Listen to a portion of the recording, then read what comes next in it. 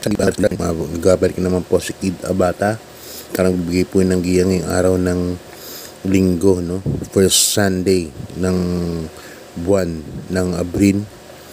Yan. At meron po tayong 8 races, no? Medyo makapal po ang lineup ngayon. At maraming magaganda na nakaprepara ngayong araw na to. Kahit na walang stakes race, no? White Castle Cup lang na gaganap sa race number 3 at yung sa mga antayin natin na magandang karera. Pero lahat halos ng races magaganda po ang lineup. Dahil makapal po ang lineup, maraming nagdeklara. So, kamusta naman po yung pangangarera nyo ngayong araw ng kagabi, Sabado? Ang winner take all po natin nagbigay ng 585,000 na yung mga nanalo dihado katulad ni Stefani at yung Kentucky Rain, no? Na isang super dihado rin. Yung dalawa na yun ang nagpadihado sa tingin ko sa winner take all. Tapos yung tinakpo nung race number 1, Birchstone, punong-puno pa dumating 14, 23, tapos 25. Isang imported horse na sa tingin ko may ibubuti pa, no? Dahil dumating pa ng 25, napaka-inam ng kabayo na yun. Hindi masyadong ginalawan din ni O'Neal. Mukhang layo sa yung segundo. Grabe. Race number 2, napanalo naman yung third choice na si Charm and Luck. At yun nga, nagkaroon doon ng suspension, no? Si Aitan Choco kay Ariana. Parang niya yung numero 3, no? Parang yung heaven and earth. Parang na-agrabyado niya. Kaya suspended 6 racing days si Aitan Choco. Race number 3, yun nga, as expected, nanalilamado Cool Mom, nabot lang si Gist City. Race number 4, yun nga, Stefani, bigla ako, Yarimati Stefani, nag-iba ng running style. Alam ko Stefani, imported no? At nakakuha na nila kung connection, so paano patakbuhin si Stefani. Dihado din si Stefani. Sa race number 5, Fortissimo, Veteran Swiss. Yan, yung veterano, tinalo si magandang dilag na imported. Ganda ng pagkakadala ni Alvin Guse. Tapos yung nalimadong Worshipful Masters, race number 6, na nanibago lang siguro yung kabayo. Daily Bird ang nanalo, yung imported. Race number 7, ang nanalo yung numero 5, dihado Kentucky Rain, at yung Golden Sunrise last race. Okay, start na po tayo. Race number 1, Bayang Karerista, group based on time kagad tayo, 15 and 16 merge. Yan, race number 1, distance natin 1400 meters. Umpisa ng peak 5, first peak 5 ng races 1 to 5. Dito meron tayong 6 runners, no? So solohin ko na ito, numero 3, Buntay Shore. Masyadong malayo po masyado pagkakahandicap nito.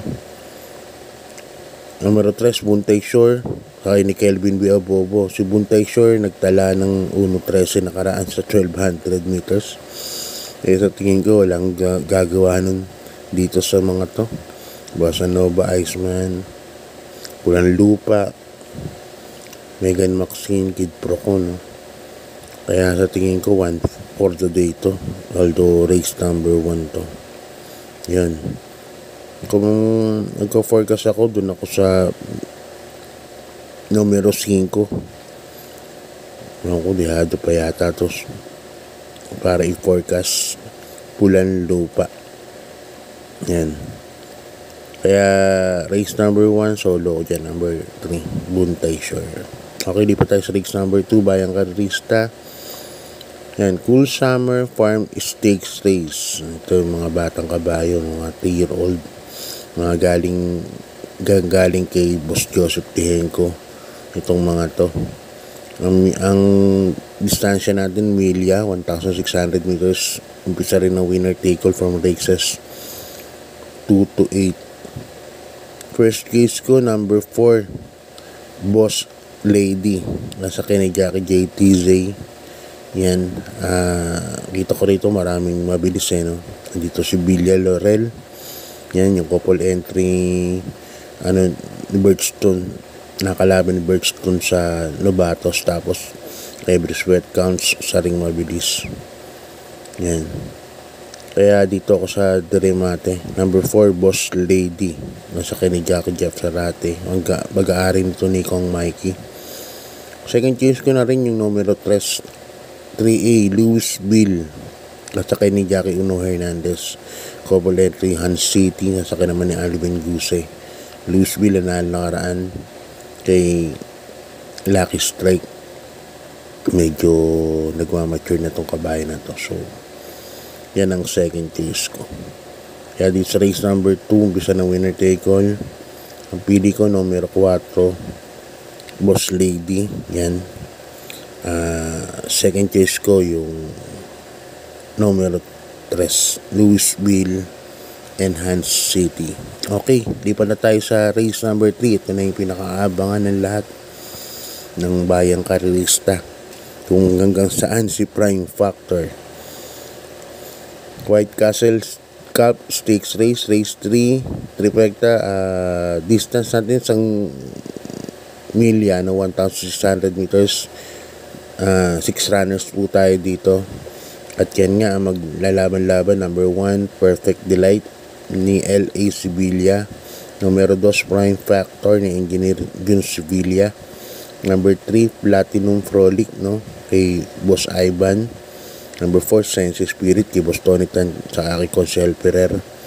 Number 5, Treasure Hunting ng King Wash. Yan ang Dennis Tan, Boss Dennis Tan. Tapos number 6, Peros Treasure kay Senior Patrick Uyang may-ari. Dito first race ko, number 2, Prime Factor. Dito pa rin ako. Pero dito nuknukan ng daming bilis, no. Perfect Delight, Prime Factor, Sense Spirit, Treasure Hunting. Si Prime Factor, yung last run niya sa ibang bansa, Deremate po siya. Yung unang dalawang panalo ni Prime Factor na sinakyan ni Mark at saka ni JB Hernandez. Dito binandera po. Pero ito sa tingin ko pwede naman din pong parematihin. Kasi last run niya sa Amerika, pinaremate po ito. Second choice ko na rin number 6, Peros Treasure. So wag yung mamimiss tong karer na to, napakaganda. Tingnan natin ang inam ni Prime Factor. Okay, lipat tayo sa race number 4, Bayang Karerista, Class 5, 6 points to 10 points. Distance natin 1,400 meters. Dito mayroon tayong 11 runners. Yan. First case ko, numero 10, Iris, sa Kininjaki CB Ardonia. Yan. Maganda numero. At dyan po ako, Iris. Kasi ito, nagtalaton dati ng 1.27 sa 1,400 meters. Siguro, kahit mag 1.28 to, lamang na lamang pa rin to. Kung uulitin niya po yung tempo. Second case ko, number 9, Advocacy. Sa kani Jackie JM Storke. Ang nagbabalik na si JM Storke sa pagpapanalo, no? Nakapagpanalo na, nakagod sila JM Storke. Tingin ko tuloy-tuloy na yan. Kaya second choice ko, Advocacy. Third choice ko, number 7, Rain Go Away. Sa akin kay AB Serious. Yan, ako magpahinga. Malaki panalo po yan. Okay, lipat tayo sa race number 5, Bayang Karerista, Class 5, 5 points. Yan, mga placers po yan. Umpisa ng second, ng peak 4. 1,400 meters din ng karera dito. Full gate po tayo. May 14 runners po tayo rito. First case ko, number 7, My Dad Bogart. Ayan, sasakay ni Jackie Jordan Guerra. Nakaraan, pinanalo ni Pamboy Ponce to, si My Dad Bogart. Yung nagtala ng 1.30. Ganda ng tinakbo. So, yan ang first case ko. Second case ko, yung numero 14, Heirloom. Yan, sasakay ni Jackie Ponjab Tabor. Ayun ko, dihado pa yata to. Gamay ni Ponjab to, si Heirloom. Kaya, yan ang second case ko. Nalagay tayo ng third case, number 5. I Love Mati, BJ Guerra Mount. Yan. Si I Love Mati, maganda na po mga tinatakbo ng karaan. Kaya, yan ang third case ko. Kaya dito sa race number 5, tatlo pili ko. Number 7, My Dad Bogart. Jordan Guerra. Second case, numero 14, Heirloom, Ponjab Tabor. Apps number 5, I Love Mati. Kasakay ni Jackie BJ Guerra. Okay, lipat na po tayo sa race number 6, Bayang Karerista. Another full gate na namutay, 14 runners. Class 5, 11 points to 15 points. And distance natin, 1400 meters ulit. First kick ko, number 4, Tool of Choice. Sasakay ni Jackie JTZ. Nakaraan, segundo po ito si Tool of Choice. Pwede yung isunod din to no? Si Tool of Choice. Yan ang first case ko. Second case ko, numero 12, I Shot. Yan sa akin ni Jackie Kelvin Abobo. Yan, sana mapag-init kagad to. Kasi I Shot parang hindi mo talagang stayer, no? Ang tagal mag-init. Pero pag nag-init sa diretso, tuloy-tuloy naman ang remate. Malaki po panalo para sa akin yan. 12 I Shot. Naglaban na po silang tulad kayo sa karaan, pero si I Shot parang tercero, kwarto lang.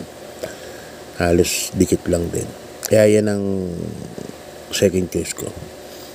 Nalagay yung third choice, Bayang Karerista, numero 1, Heavyweight. Tapos sa ni Jackie JT Pabilik. Yan. Baka siya magdala ng marcha rito, no? Kaya dito, 4, 12, and 1. Tool of Choice, I Shot, and Heavyweight ang mga pili ko para sa race number 6. Okay, lipat na po tayo sa penultimate race, Bayang Karerista, Class 4, 16 to 21 split. Yan, distance natin 1400 meters. Full gate na naman po tayo. So, yung ilang race na tayo na puro full gate, no? 14 runners. First case ko, number 8, Work From Home. Nasa ni Jackie Pau Guse. Yan. Nakaraan parang feeling ko si Work From Home parang napaaga nung huling sakay ni JDZ. Siya ang humabol kay Runway 10, kaya wala nang dinating. Alam naman natin si Work From Home, galing dapat sa likuran to. Para pagdating ng rekta malakas po ang dating. Kaya yan ang first case ko, Work From Home. Ngayon ang second case ko, numero 1, Arrogante. Ito nakaraan na segundo po sa kay ni Alvin Guse. Ganda ng numero, baka wala na pong paunahin si Alvin dito kay Arrogante. Nakaraan pinaremate pa po ito nung nanalo si Matikas, no? Yan ang nanalo no sa Arrogante ang segundo. Pinaremate po ni Jan Alvin Guse yan. Pero tingin ko ngayon baka iuna na po. Okay, lipat tayo sa last race, Bayang Karerista, Class 4, 22 to 27 points split group. Excuse me. Another 14 runners po ulit tayo, full gate. First case ko, numero 3, Sandigan. Nasa kay ni Jackie Boji Henson. Ito nakaraan si Sandigan. Instead na di bandera ito, pinaremate po nakaraan to. Siguro napansin nila nun, mabilis po ang pacing. So ginawa ng connections dito, pinaremate. At dumating pa po ng tercero to. So kapag nauna po ito, tingin ko malaking po panalang yan. Numero 3, Sandigan, takay ni Boji Henson. Second choice ko, numero 1, High Roller. Sasakyan ni Jackie Pabs Cabalejo. Na may 1.26. Bigay yan sa sa 1400 meters sa 3-year-old. Nanalo ng huli yan. Ganda ng tinakbo kay Pabs. Yan. Third choice ko.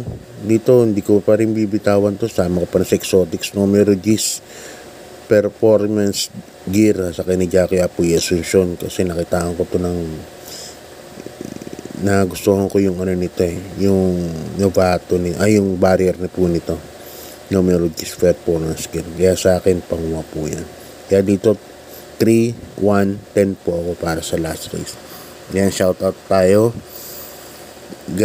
Galing kay Lee 018. Yan, shoutout Lee Ballesteros, Jason Gonzales ng Kahilom, Uno, Pandacan, Manila. Yan. Good luck po sa inyo, sir, at sana'y tumama po kayo dyan sa mga taga Kahilom, Uno, Pandacan, Manila. Yan, Bayan Karista, hanggang dito na lang. At yun nga, kahapon si Most Grateful ni Boss Paulo Mendoza nag-barrier na po, no. Hindi ko lang alam kung ano exact time, pero may nag-PM po sa akin 1:11 daw po o 1:11 media. So kung ganun pa rin ng tempo, panlaban pa rin abang sa imported po yan. Most Grateful. Okay po, God bless and